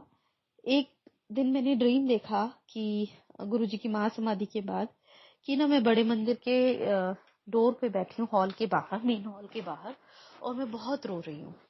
और मुझे देखकर एक आंटी आती है पास में, कहती है बेटा तुम क्यों रो रही हो। तो मैं बोलती हूँ कि आंटी मैं गुरुजी से पूछना चाहती हूँ कि पहले तो वो खुद मुझे छोड़कर चले गए और अब मेरे पापा को भी बुला लिया। तो आंटी मुझे बोलती है कि ऐसा कुछ नहीं होगा, कुछ नहीं होगा तुम्हारे पापा को। ठीक है, तो इतने में मेरा ड्रीम खुल जाता है। और खुलता भी तब है जब मैं अपने पापा की आवाज सुनती हूँ। वो मेरे पास ही खड़े होके कुछ बोल रहे थे, तो उनकी आवाज मेरे कानों में पड़ी, तभी मेरा ड्रीम खुला, नींद खुली। तो अब सुबह सुबह इस तरह का ड्रीम किसी को सुनाकर उनकी मतलब पूरे दिन की ये सब नहीं करना चाहती थी मैं कि पूरा दिन वो इसी बारे में सोचते रहे कि ऐसा होना है ऐसा होना है। तो मैंने ये ड्रीम किसी से शेयर नहीं किया, मैं बैठी रही। और उस दिन क्या हुआ कि मंडे का दिन था और मैं मंदिर नहीं गई थी उस दिन, मैं पढ़ाई कर रही थी। अब रात को जब पापा आए तो पूरी मतलब आते ही उनका डायलॉग था कि बड़ी फोटो तैयार नहीं करवाई है, माला चढ़ाने का दिन आ गया था। और मम्मी और मैं दोनों सुनते ही सोचने लगे क्या बोल रहे हैं। अब मेरे को मेरा ड्रीम याद आ गया कि मैंने तो आज ही ड्रीम में ये सब देखा था। तो पापा ने बताया कि उनका बहुत बुरा एक्सीडेंट हो गया था और सिर्फ गुरुजी ने बचा लिया। तब मैंने जाकर अपना ड्रीम शेयर किया। तब समझ में आया कि गुरुजी ने कितना बचाव किया है हमारा। तो पापा को न्यू लाइफ दी है, मुझे ड्रीम में पहले दिखा दिया, और रात को उनका एक्सीडेंट हुआ, और वो भी ऐसा एक्सीडेंट जो कि फेटल होता, जिससे कि वो सही सलामत घर भी आ गए। मतलब कुछ खरोच तक नहीं आई। और इस तरह उन्होंने पापा को भी न्यू लाइफ दी। और अभी लेटेस्ट मैं बताती हूँ कि ड्रीम में क्या हुआ। मेरी जो है एक आंख में, लेफ्ट आई में बहुत प्रॉब्लम चल रही थी। मुझको लगता था कि मैं ज्यादा दिन ना देख नहीं पाऊंगी, हो सकता है कोई सर्जरी करवानी पड़े, कुछ तो करना पड़ेगा, क्योंकि मुझे प्रॉपरली नहीं दिख रहा था लेफ्ट आई से। लेकिन मैं किसी को बता नहीं रही थी, ऑब्वियसली बेटा भी ज्यादा बीमार रहता था, तो उसी में सब लगे हुए थे। अब एक दिन मैं बेटे को उसके स्कूल ड्रॉप करने गई, ऑटो से गई। ऑटो वाले ने रोड के दूसरे साइड पे ऑटो रोका, तो मैं बहुत केयरफुली बच्चे को गोद में उठाकर रोड क्रॉस करके उसको स्कूल पे ड्रॉप करके आई। वापस आते टाइम मुझे डिवाइडर पर दिखाई नहीं दिया कि उधर से एक बहुत बड़ी कार आ रही है, और अचानक डिवाइडर पे पहुंचते मेरा पैर स्लिप हुआ, मैं नीचे एकदम गिरते गिरते बची, और दिमाग में आया भागो। मैंने देखा ही नहीं था कि कार भी है क्या है। और ऑटो वाला मुझे देख रहा है कि मैडम कैसे सड़क क्रॉस करती हो, अभी तो आप जाती है, कैसे बची हो। और मेरे दिमाग में उस वक्त, मतलब एक तो वो भागो वाली आवाज तो पता नहीं कहाँ से आई, मैंने तो देखा ही नहीं था ट्रैफिक भी है। और दूसरी चीज ये आया कि अलका आंटी को फोन करना है।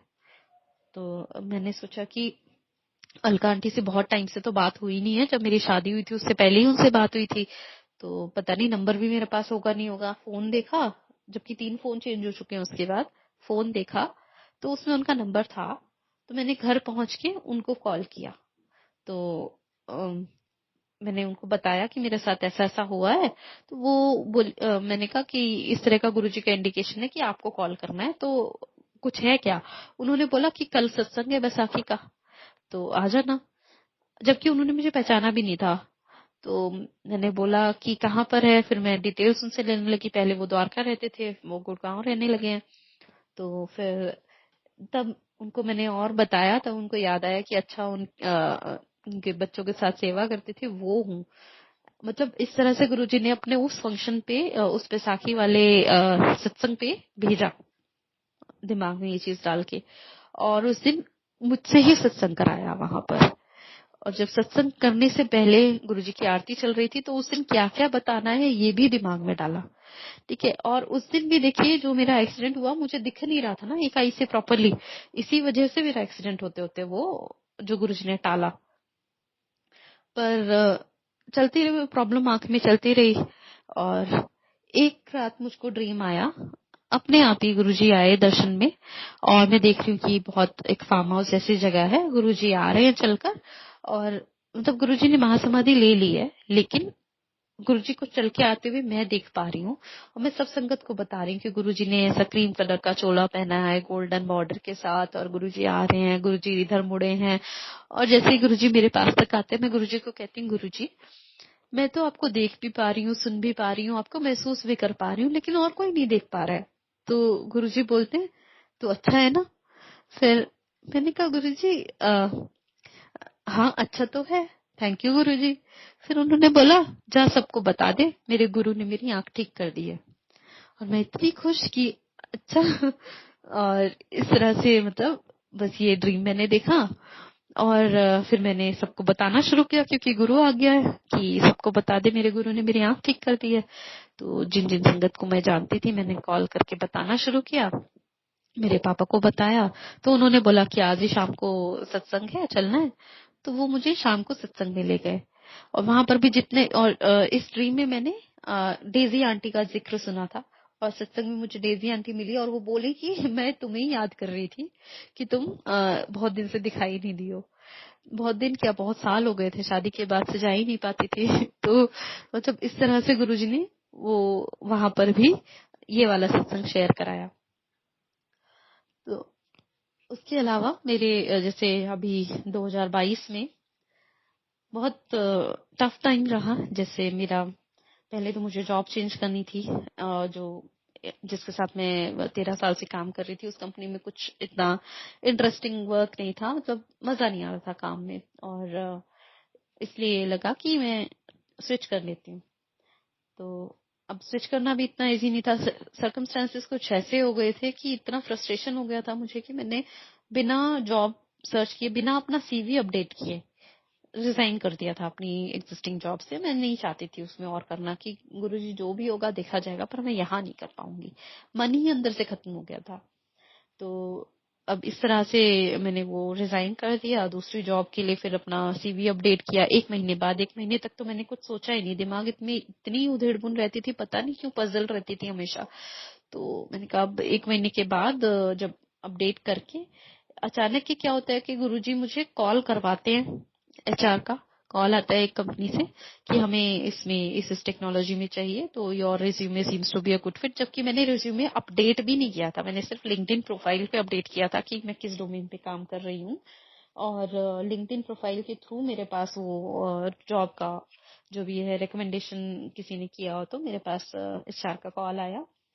फिर उसके बाद मैंने उनके कॉल, उन्होंने बोला कि अपना अपडेटेड रिज्यूमे भेजो, तो वो तब जाके मैंने अपना रिज्यूमे अपडेट किया और उनको भेजा। और इस तरह से मेरा उसमें हुआ ना, मल्टीपल राउंड से इंटरव्यू के सब कुछ था, बट ऐसा था कि जैसे it was a cake walk, मतलब कुछ भी नहीं था। सब कुछ मुश्किल होते हुए भी गुरुजी आसान कराते गए। तो मुझे मतलब पूरा इंडिकेशन मिल रहा था कि गुरुजी मुझे यही करवाएंगे। मैं अपने ऊपर बहुत डाउट करने लगी थी। अपनी पुरानी कंपनी में रहते रहते मुझे लगा कि I don't have any skills, I don't have enough, I don't have that potential कि मैं कहीं और खुद को प्रूव कर पाऊंगी। मार्केट में मुझे मेरी कोई डिमांड नहीं होगी, कोई नहीं रखेगा, मतलब बहुत नेगेटिविटी आती रहती थी। बट किसी तरह से I was just fighting everything back, and Guruji was helping me out. And इस तरह मैंने वो राउंड्स क्लियर किए, सब कुछ किया। तो उन्होंने फिर फाइनली जब मेरा ये सारे राउंड्स क्लियर हो गए, तो उन्होंने ऑफर किया, जॉब ऑफर किया। और मैं चाहती थी कि ना मुझे रीलोकेट ना करना पड़े, क्योंकि मेरा बेटा ठीक नहीं रहता है, उसकी तबीयत ठीक नहीं रहती है, तो इसीलिए मैं वर्क फ्रॉम ऑफिस नहीं करना चाहती थी। तो क्योंकि उसके खाने की रिस्ट्रिक्शंस और बहुत कुछ है, उसको क्रॉनिक कॉन्स्टिपेशन रहता है, 1.5-2 साल से ही ऐसा ही चल रहा है। तो मैं जॉब पर नहीं जा सकती थी, क्योंकि मुझको उसके लिए बहुत पर्टिकुलर रहना पड़ता था। तो जो भी मेरे मन में था, गुरुजी को तो मालूम ही था कि कहाँ इसकी ज्यादा जरूरत है, क्या है। अब नई कंपनी में उन्होंने पूछा कि relocation to Bangalore is going to be a deal breaker for you. मैंने कहा yes, I want to relocate. तो गुरुजी ने ऐसा कराया कि मतलब मेरे ऑफर में लिखा हुआ है कि I would be working permanently remotely, and ज्यादातर मतलब ऑफिस जाना ही होता है लोगों को। Team is in Bangalore. और दूसरा, जब उन्होंने मुझे कॉल किया तो और पूछा कि how much are you expecting in terms of compensation, तो मैंने जो बताया उससे भी 10L प्लस करके गुरुजी ने दिलवाया कि अच्छा आपने इतना बोला था ना, हम आपको इतना दे रहे हैं, उसमें 10 लाख बढ़ा के। तो मैं समझ नहीं पाया। और ये ऑफर मेरे पास आया गुरुजी के बर्थडे वाले दिन, 7 जुलाई 2022। तो ऑब्वियसली ये गुरुजी का ही प्रसाद था। जब उनको देना होता है तो वो फिर हमारी झोलियां छोटी रह जाती है, फिर हमारे हाथ में कुछ होता नहीं है। तो ये ऑफर आने के बाद मतलब मेरे ऑफर लेटर में मेरा एम्प्लॉय आईडी था 0120, ठीक है। और कुछ टाइम बाद जब मैंने अपनी सैलरी स्लिप चेक की तो मेरा एम्प्लॉय आईडी ऑफिशियल रिकॉर्ड्स में 0124 है, which is totalling to 7, that is Guruji's number. तो उन्होंने यहाँ पर भी अपना प्रेजेंस फील करा दिया। एंड मुझे पता नहीं था, विद इन 6 मंथ्स फिर से मेरा परफॉर्मेंस रिव्यू हुआ, और 6 मंथ्स की परफॉर्मेंस के बेसिस पे गुरुजी ने अगेन 25% हाइक दिला दिया, जो कि बिल्कुल मुझे एक्सपेक्टेड ही नहीं था। I did not have any thought कि ऐसा भी होता होगा। तो it is just his grace that is continuing. और उसके अलावा जैसे मेरा बेटा फिर बहुत बीमार पड़ा इस जॉब में जब मैंने स्विच किया, तो ऑब्वियसली इनिशियल टाइम बहुत ही क्रूशियल होता है किसी भी जगह पर, नई जगह पे खुद को प्रूव करने के लिए। मैंने जब स्विच किया ना, तो मुझे कुछ टाइम बाद जैसे अगस्त में मैंने नई जॉब ज्वाइन करी, अगस्त एंड में, और नवंबर में मेरा बेटा बहुत बीमार पड़ गया। जिस दिन मतलब जैसे मैंने ना डेली जैसे गुरुजी को याद करना या मेडिटेट करना या शब्द गुरबानी सुनना, ये सब छोड़ दिया था, क्योंकि शादी के बाद मेरे घर वाले मानते ही नहीं थे। तो ऑब्वियसली मेरा भी ये चीज कम हो गई थी, और कम होते होते एकदम छूट ही गई थी।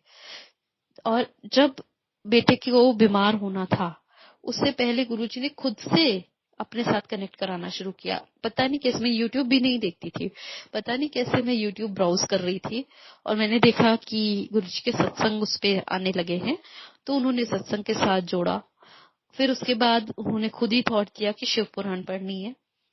मेरा बेटा गले में दर्द बता रहा था, तो मैं उसको डॉक्टर के पास लेकर गई और मैंने सोचा कि गुरुजी ने कहा है शिव पुराण पढ़नी है, तो ये चीज दिमाग में तो थी, लेकिन स्पेशलिस्ट के लिए नहीं जा सकती थी। तो बेटे को जब दवाई दिलवाने जा रही थी तो वहां नया बुक स्टोर खोला था जिसमें सबसे पहले शिव पुराण दिखाई दी, तो बच्चे की दवाई दिलवाई, बुक स्टोर से वो शिव पुराण ली और उसके साथ अच्छे से इवनिंग स्पेंड करके उसको राइड वगैरह करवा के मैं वापस आई, क्योंकि सिर्फ गले में दर्द था, उसको गले में चुभ रहा था, तो दवाइयां लेके मैं आ गई। लेकिन उस वक्त क्योंकि गुरुजी के इंडिकेशन ऐसे आ रहे थे, वो जो सत्संग वगैरह मैंने सुने थे ना, ज्यादातर ये थे कि डॉक्टरों को अपना काम करने दो, मैं अपना काम करूंगा, और बीमारी से रिलेटेड थे।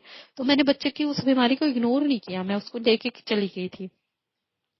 अब वापस आकर अगले दिन मुझे भी वो थोड़ा सा इन्फेक्शन ऐसा लग रहा था कि मेरी भी तबीयत ठीक नहीं थी, रनिंग नोज और सर में दर्द इस तरह से था। तो मेरा उस दिन मतलब मैं बच्चा भी बीमार और मेरे को खुद भी ठीक नहीं लग रहा था। मेरे डायरेक्टर के साथ मेरी वीडियो कॉल थी और उन्होंने देख के बोला कि you don't look all right, why don't you take rest today, we will talk some other day. तो उन्होंने मुझे उस दिन छुट्टी जल्दी दे दी।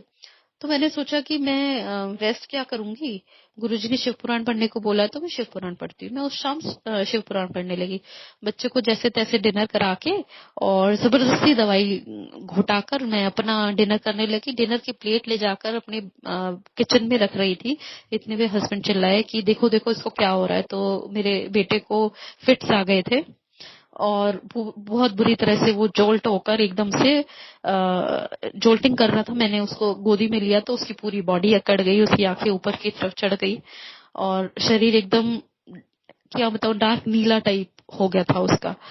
तो उसको बहुत तेज बुखार है, सोच के मैंने फटाफट उसके फेस पे पानी मारा, ठंडा पानी, लेकिन उसकी आंखें नीचे नहीं आई और वो ऐसे ही अकड़ा रहा, कुछ नहीं रिस्पॉन्ड कर रहा था। तो मैंने हस्बैंड को बोला कि इमरजेंसी में लेके जाना पड़ेगा, लेके जाना पड़ेगा।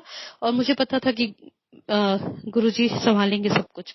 तो मैं उस बच्चे को ऐसे ही लेकर नीचे उतरी, अपने नीचे वाले पड़ोसी को हाथ में बच्चा पकड़ा के मैं ऊपर आके गुरुजी का स्वरूप लेकर उसको उन्हीं के बाइक पे बैठकर हॉस्पिटल लेकर गई। पास में एक छोटा सा हॉस्पिटल था, तो फर्स्ट एड के लिए पहले वहीं ले गए। और गुरुजी ने कोई इफ एंड बट आनी नहीं दिया दिमाग में, क्योंकि सत्संग सुना के उन्होंने मुझे पहले से ही प्राइम कर रखा था कि कुछ होगा, डॉक्टरों को उनका काम करने देना है, बाकी मैं संभालूंगा। तो मैंने बच्चे के पास गुरुजी की फोटो रखी, डॉक्टर्स ने जो भी बोला ये करना पड़ेगा, उसकी स्पंजिंग करनी पड़ेगी, मतलब फीवर बहुत तेज है, इसको हाई ग्रेड फीवर है। और मेरा लगातार मैं सिर्फ मंत्र जाप कर रही थी, वो भी गुरुजी ने दिमाग में डाल दिया था कि मंत्र जाप से पावरफुल कुछ नहीं है।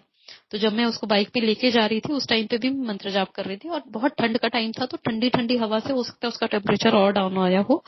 तो जब हम उसको हॉस्पिटल लेके गए थे तो 104 के थोड़ा सा नीचे था बस।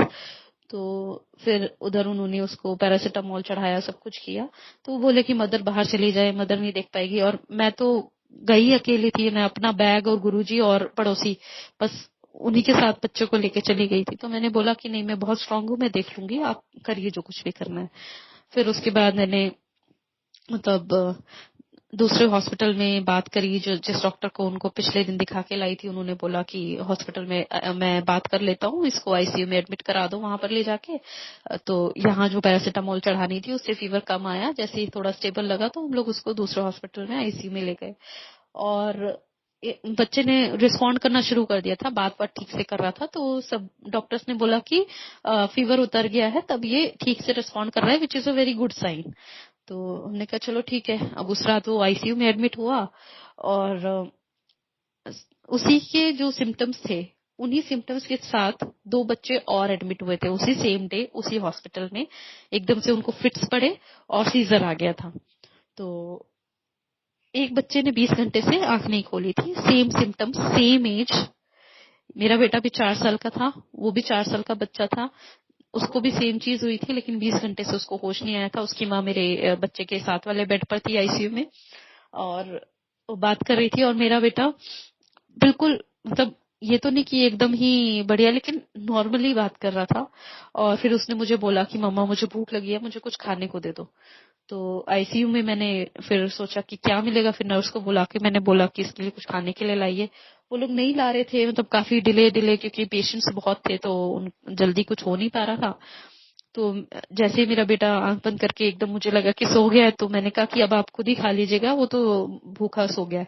तो वो बोला उठकर कि नहीं मम्मा मैं खाऊंगा, मुझे तो भूख लगी है, मंगवा दो, सैंडविच खा के ही सोऊंगा। तो फिर वो जब आया सैंडविच, मतलब बाकी बच्चे जो आंख नहीं खोल रहे, मेरा बच्चा बोल भी रहा है, खा भी रहा है, आराम भी कर रहा है, उसको हाथ में कैन्यूला लगा है, सब कुछ चल रहा है, मॉनिटरिंग चल रही है। लेकिन गुरुजी ने उसको कितना सेफ रखा। और कंपैरिजन के लिए मेरे साथ वाले बेड का ही बच्चा था जो कि अपने आपे में ही नहीं आ रहा था। और इस तरह से मतलब आईसीयू में भी वो रहा। उसके बाद अगले दिन उसको वार्ड में शिफ्ट कर दिया गया, क्योंकि उसने खाना वाना खाया था, सब कुछ था। तो 4 दिन वो एडमिट भी रहा हॉस्पिटल में। रोज कैन्यूलास लगना, चेंज कराना, वो बंद हो जाता था, फ्लश कराना, बहुत बहुत टॉर्चरस लगता। लेकिन गुरुजी ने उस वक्त ऐसा संभाला ना कि मेरी हिम्मत नहीं टूटी। मैं पूरा वो सब देखती रही, उसको, बच्चे को संभालती रही, दिन रात जागी उसके साथ बैठ के मंत्र जाप करते रहना। जब वो सोए तो गुरुजी के सत्संग लाइट ऑफ डिविनिटी वाले जो फोन पर थे वो पढ़ते रहना। तो शाम को जाती थी ब्रेक लेकर और कैफेटेरिया में चाय पी कर आती थी। तो चाय पीते पीते वो सत्संग पढ़ना, तो लगता था कि उसी उसी जगह पर मैं ट्रांसपोर्ट हो गई हूँ जहां पर कि गुरुजी के एम्पायर स्टेट में जो है सत्संग चल रहे होते, शब्द चल रहे होते थे, चाय प्रसाद मिलता था।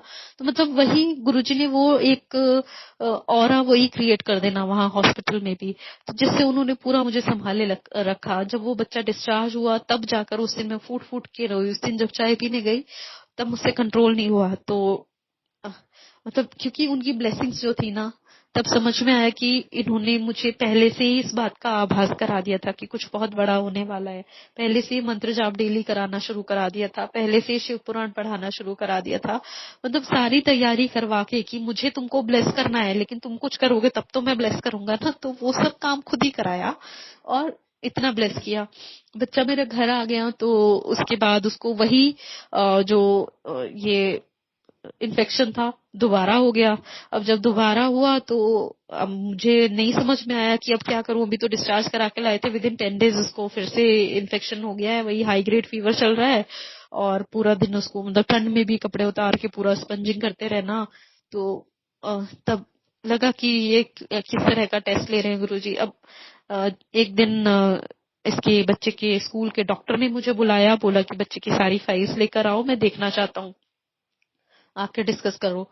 तो मैं बच्चे को छोड़ के गई उसके स्कूल, सारी फाइल्स वगैरह लेकर उनको बताया उसका पूरा केस कि इसको क्रॉनिक कॉन्स्टिपेशन भी रहता है और आजकल तो इतना हाई ग्रेड इसको फीवर आता है। पहले फिट्स आके सीजर हो गया था तो उसकी वजह से एडमिट था। सब कुछ मैंने डिस्कस किया उनके साथ। उसकी क्लास टीचर भी थी। क्लास टीचर को डॉक्टर ने बोला कि अब आप चले जाइए, आप बस प्रिकॉशन सुन लीजिए कि क्या क्या करना है, फिट्स आए तो स्प्रे करना है, ये करना है, वो करना है। तो टीचर ने सब सुना, फिर वो चली गई। और जैसे टीचर गई ना तो फिर वो डॉक्टर मुझे बोलने लगे कि ना आप इसके लिए पाठ किया करो, प्रेयर जरूर किया करो। मैंने कहा प्रेयर तो मैं करती हूँ। तो बोले कि कैसे करती हो। मैंने कहा क्योंकि मैं स्पिरिचुअल हूँ, मैं ऐसे घंटियां बजाकर मंदिर में धूप बत्ती नहीं करती। मैं मेरे गुरुजी हैं, मैं बस उन्हीं को याद करती हूँ, वही मेरी प्रेयर है।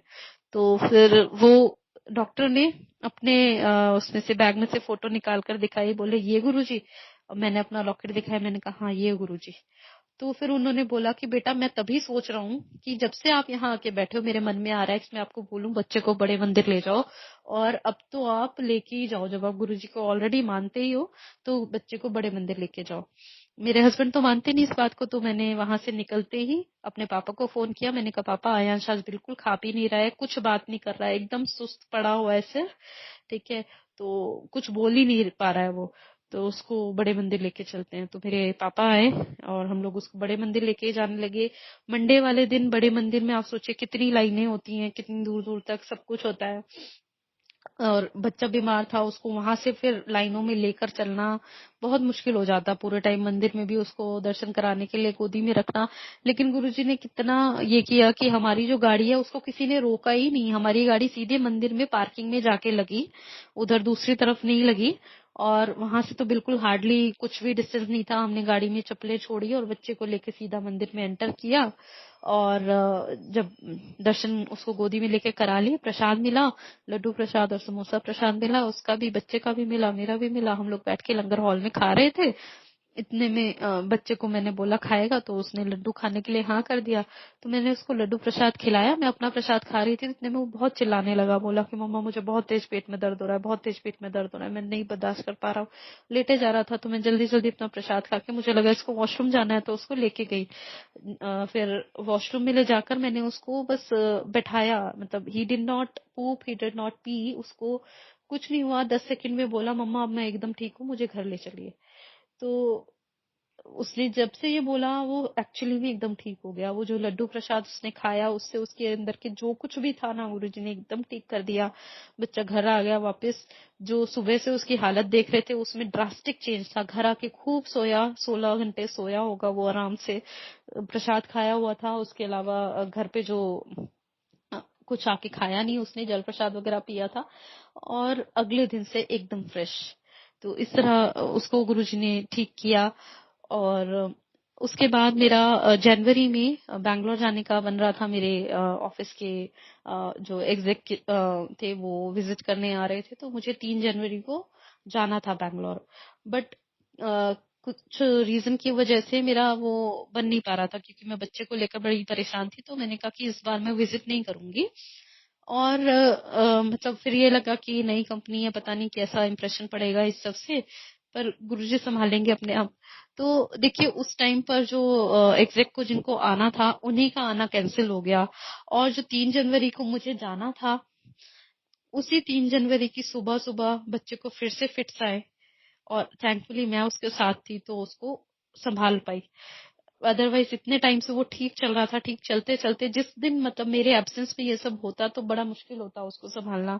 लेकिन उस दिन के बाद से अभी तक कोई उसको फिट्स वगैरह नहीं आए हैं, वो एकदम ठीक है गुरुजी की कृपा से।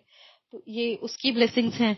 वो थोड़ा पढ़ता नहीं था और लिखने में बहुत कामचोरी करता है, तो फिर थोड़ी परेशान रहती थी इसको कैसे पढ़ाया जाए, क्या किया जाए, डांटना मारना क्या करना, कैसे पढ़ाना। तो उसी बच्चे को गुरुजी ने उसके ड्रीम में दर्शन दिए। तो एक सुबह सुबह मुझे बोला मम्मा आपके मेरे ना गुरुजी सपने में आए थे। मैंने कहा क्या कह रहे थे? तो बोला कि जो आपका व्हाइट बोर्ड है ना और जो मार्कर है वो लेकर उन्होंने मुझे पढ़ाया। तो ये प्रॉब्लम भी मेरी सॉल्व होगी कि जिसको गुरुजी ने पढ़ा दिया वो तो फिर मेरे तो करने लायक को छोड़ा ही नहीं उन्होंने, मतलब उसको। और उसके स्कूल में रीडाथॉन था। 4 इयर्स वाले बच्चों से जो एक्सपेक्टेशंस हैं वो रीडिंग में उसने एक्सीड की। बाकी बच्चे जो THIS दिस पढ़ रहे थे, इसने दिस इज अ कैट पूरा एक गो में इस तरह से सारे सारे सेंटेंसेस पढ़े पूरे पूरे। तो मतलब पूरे बैच में he was the only student जो कि इतने फ्लुएंटली पढ़ पा रहा था। सब गुरुजी का ग्रेस है। और इसी तरह मतलब बच्चे के ऊपर तो उन्होंने की है कृपा। और भी सत्संग तो बहुत है, लेकिन शायद बहुत लंबा हो जाएगा, इसलिए एक छोटा सा बस एक सत्संग शेयर कर देती हूँ कि जब बहुत बहुत इनिशियली हम गुरुजी के साथ जुड़े थे, तो एक बार गुरुजी ने मुझे दर्शन दिए ड्रीम में। तो मैं गुरुजी के साथ बैठी हुई थी, तब उन्होंने मुझे समझाया कि सतगुरु का मतलब क्या होता है। तो सत उन्होंने कहा जो हमेशा है, और गुरु जो वो है। ठीक है, तो मुझे ये समझ नहीं आया। मुझे लगा कि सत का मतलब तो ऐसा कुछ होना चाहिए ना, सत्य है जो सच हम मानते हैं ना, सत का मतलब हमेशा है का क्या मतलब है, मैं नहीं समझ पाई थी। पर जब शिव पुराण पढ़ना शुरू किया तो उसमें भी इस चीज का कहीं ना कहीं जिक्र आता है। मुझे ये चीज पढ़ने पर 19 Feb 2023 को मैं शिव पुराण पढ़ रही थी, तो उसमें सत्य को इसी तरह से डिस्क्राइब किया गया है। तो इसलिए मुझे समझ में आया कि सतगुरु इज फॉर एवर, एंड वो हमेशा है और हमेशा सेम है, इरिस्पेक्टिव ऑफ वो अपने फिजिकल फॉर्म में है या नहीं है, वो हमेशा हैं और हमेशा सेम है, उसी तरह से सबको ब्लेस करते हैं। हाँ, हमें मिस होता है कि हम उनको छू पाते थे, हम उनसे बात कर पाते थे, या उनको बात करते हुए देखते थे, उनको हंसते हुए देखते थे, वो सब चीजें मिस होती हैं। लेकिन आज के दिन में तो उनका ग्रेस बहुत, मतलब उनकी कृपा बहुत बहुत ज्यादा है। उस वक्त तो लिमिटेड लोग जाते थे, अब तो उनका जो डिवाइन अम्ब्रेला है वो एक्सटेंड हो चुका है सभी के ऊपर, इतने कॉन्टिनेंट्स में उनका सत्संग जो हो रहा है। और एक जिक्र मैंने किया था कि गुरुजी ने मुझे अपने चरण छूने के लिए मना किया था, तो उसका भी मैं रिलेट करती हूँ। जब एक ड्रीम में गुरुजी ने मुझे दिखाया था बहुत इनिशियली, जब मैंने हमेशा मंदिर जाना शुरू कर दिया था, तो मेरी मम्मी को भी कुछ कंसर्न थे कि लड़की जाती है रात में लेट वापस आती है और इस तरह से लोग क्या कहेंगे, इस टाइप के कुछ क्वेश्चंस थे, और शायद पापा ने भी सोचा हो। तो गुरुजी ने मुझे अपने ड्रीम में दिखाया कि मैं और गुरुजी बैठे हैं बड़े मंदिर में, और गुरुजी ने मेरे कंधे पे अपना हाथ रखा हुआ है और सामने पापा बैठे हैं। तो गुरुजी ने बोला कि तू इसकी चिंता ना किया करें, मेरी भी तो बेटी है। तो इस तरह से उन्होंने मुझे अपनी बेटी बोला। तो उसके बाद अगला जो है ड्रीम ये था कि मैं गुरुजी के पास जा रही हूँ माथा टेकने के लिए।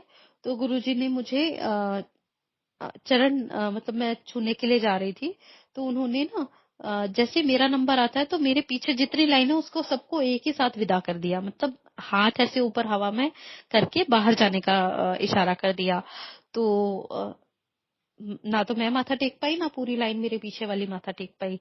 अब मेरे दिमाग में ये सब उधेड़-बुन की, इस सपने को मैं इंटरप्रेट कैसे करूं गुरुजी? अब इसका मतलब क्या ये हुआ कि मैं आपको छू नहीं सकती हूँ?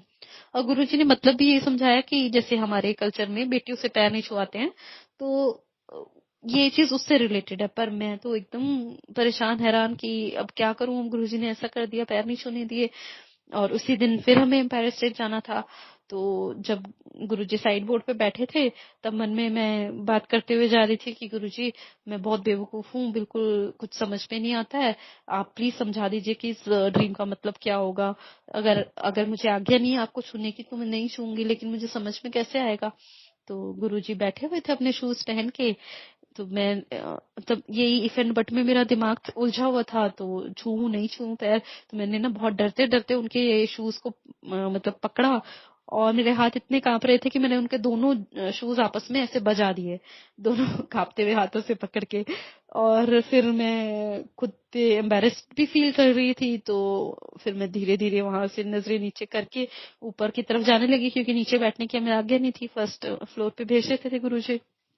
जब मैं ऊपर जा रही थी तो गुरुजी मेरी तरफ देख रहे थे लगातार, और मैंने कहा गुरुजी माफ कर दीजिए, बहुत बेवकूफ हूँ मैं, गलती हो गई, अब नहीं करूंगी, आपके शूज आपस में मैंने ऐसे बजा दिए हैं। तो उन्होंने कुछ कहा नहीं। फिर ऊपर से चाय प्रसाद लेके हमें सेवा पे भेज दिया जाता था, तो मैं सेवा पे चली गई।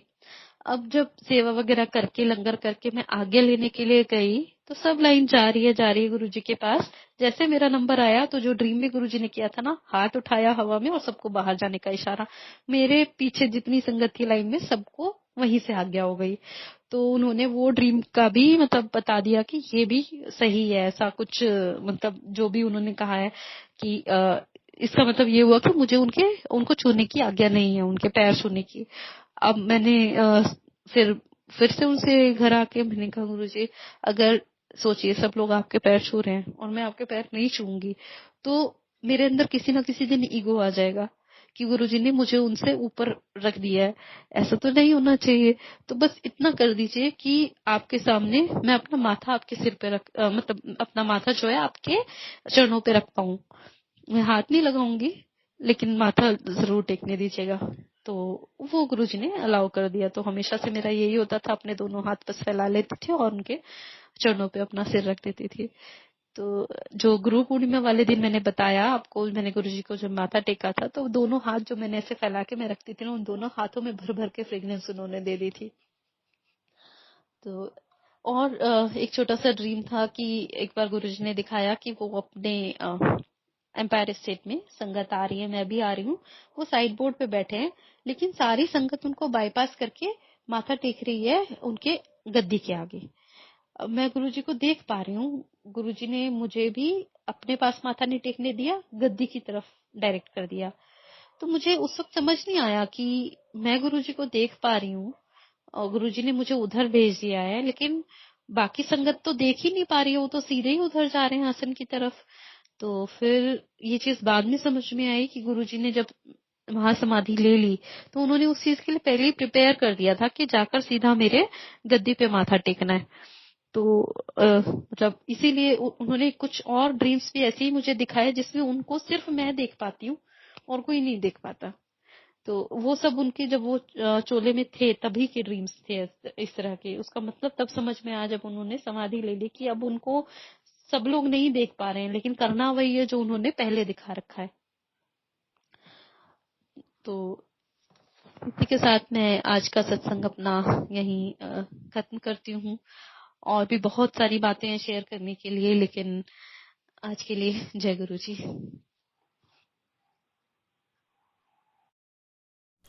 संगत जी, गुरुजी कहते हैं कि मैं सत्संग करने वाले और सुनने वाले दोनों को ब्लेस करता हूँ। तो संगत जी, अगर आप भी अपना सत्संग हमारे साथ शेयर करना चाहते हैं तो अपने सत्संग की ऑडियो या वीडियो रिकॉर्डिंग करके दिए हुए नंबर पर आप ईमेल कर सकते हैं या फिर आप हमें व्हाट्सएप भी कर सकते हैं। संगत जी, हम आपका सत्संग फेसबुक और यूट्यूब दोनों पे शेयर करेंगे। और अगर आपने अभी तक हमारे चैनल को सब्सक्राइब नहीं किया है तो संगत जी चैनल को भी सब्सक्राइब कर लीजिएगा, बेल आइकन ऑन कर लीजिएगा ताकि आने वाले सत्संग की नोटिफिकेशन आपको सबसे पहले मिले। जय गुरु जी।